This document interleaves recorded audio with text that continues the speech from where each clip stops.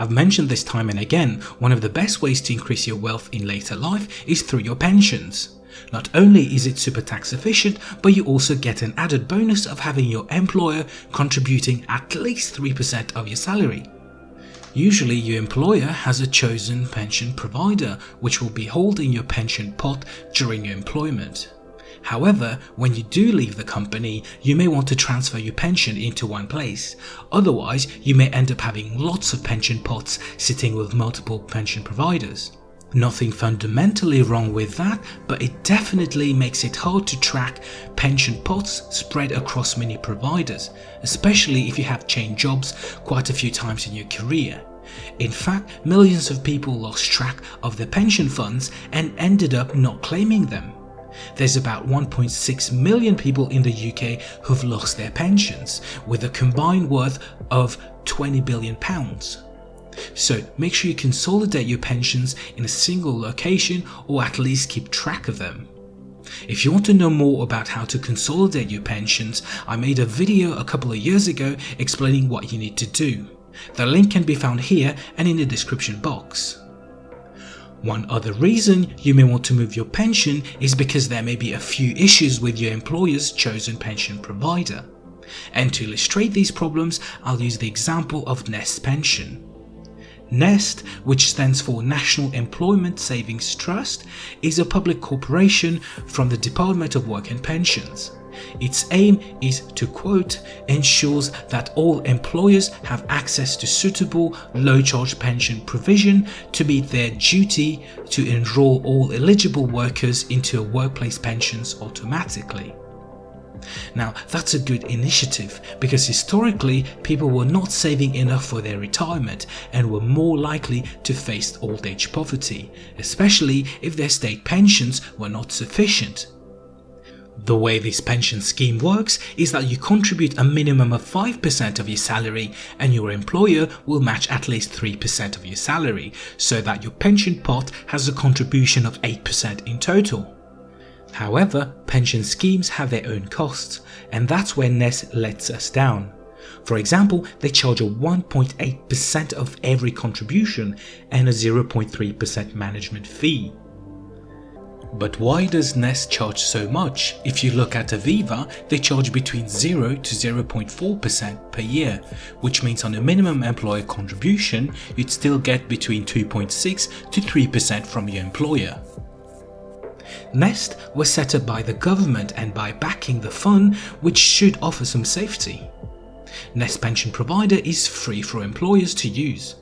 But that's it as far as benefits are concerned. Because it's free for employers, instead it's the employees who have to finance the scheme. And you guessed it, that's where the 1.8 contribution rate comes in. So basically, this works great for an employer, but terrible for the employee. So what can you do? If you want to keep your employer contribution, that is the measly 0.9% contribution, then there's not much you can do, as often employers won't contribute to their non-chosen provider. But it's always worth asking, and they may be open to it. What you can do, however, is contribute the minimum with Nest, that is the 5% employee contribution, and if you want to put more money aside to your pension, you can choose another provider, for example like Aviva. Or you can even choose a SIPP. SIPP stands for Self-Invested Personal Pension, and as the name suggests, this fund is made up by your own contribution in any amount you wish and you having full control over the investment, which is not usually the case with the typical pension providers. They do offer some flexibility, but not as much as a SIPP. Indeed, most pension providers will have their own funds, and these funds may not be very transparent as to what exactly are their constituents. A SIPP is ideal in that sense because you have full control over the cost and investment strategy, but that's also why it may feel a little overwhelming. One of my favorite SIPP providers is of course Vanguard. Vanguard have a reputation as a low-cost fund investment provider, and they have also started providing SIPPs. Their SIPP costs 0.15% in management cost, which undercuts the likes of even Aviva. But there's more. With Vanguard, you can choose which of their funds to invest. And if, like I mentioned earlier, you find the whole investment choices confusing, they have their own goal-oriented funds such as the Target Retirement and Life Strategy funds. Their Target Retirement funds are pre-built portfolios which are designed to balance risk and returns over time as you get closer to retirement. Similarly, their Life Strategy looks at maintaining a risk and return profile continuously throughout its duration. In other words, it will rebalance its portfolio allocation between stocks and bonds to maintain a risk and return according to its objective. This means you don't have to do anything, as this is taken care for you by the Vanguard Fund's active managers.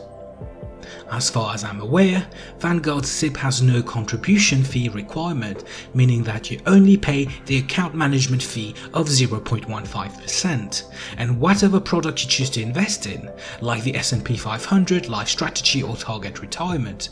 And there you go, right off the bat you save 1.8% contribution fee and half the account management fee from 0.3% to 0.15%. The issue with moving to a SIPP is that you'll likely lose on the employer's contribution, and if your employer has quite a generous contribution package, it's probably worth keeping. But at the same time, you have potential for great savings and control through a SIPP provider.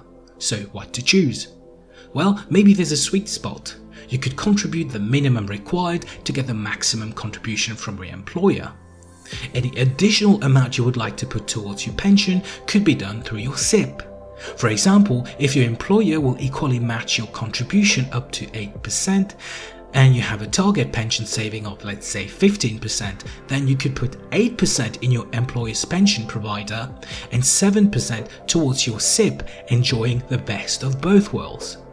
And to top it off, irrespective of whether you're using your employer's pension provider or a SIPP provider, all these contributions will incur tax relief right until you hit your annual pension contribution limit of £40,000 a year. That's for most people. If you're a high income earner, that will drop all the way to potentially £4,000. And that's why I really like this combination. You're able to get literally free money from your employer's contribution, be able to invest how you like through a SIPP, or have it managed by your chosen active managers, as well as reap all the tax relief benefits. Does it get any better than that? I don't think so. That said, if you decide to use a SIPP, it's worth pointing out that it's literally your pension pot that you're dealing with, so you should be extra careful with your investments.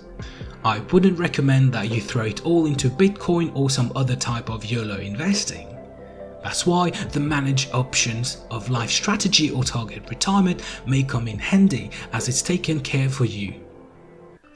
However, this does come at a charge. Here are the total cost of managing your investments through Vanguard.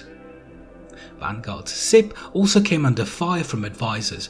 Basically, their point was that SIPP implies a wide variety of investment products which will be available for people to put their pension money towards. However, Vanguard only offers their own products, and therefore there isn't that much choice. And to be fair, they do have a point, but I feel that's a storm in a teacup. Let's face it, many of us already know that Vanguard only offers their own products, and whether it's index funds matching the S&P 500, FTSE 100, or their own actively managed funds, this is what they promote. In fact, in my review of Vanguard as a general investment platform, one of my main reasons why I did not give Vanguard the full stars was precisely because of the lack of funds variety. The link is again in the description. So let's recap with key takeaway messages. First, don't ignore your pension charges. Some are simply ridiculous, like the Nest pension. Secondly, consider making most of your employer's contribution and reducing your cost by also having a SIPP. Thirdly, choose a good SIPP provider. I'm choosing Vanguard SIPP because it's the best one I came across so far.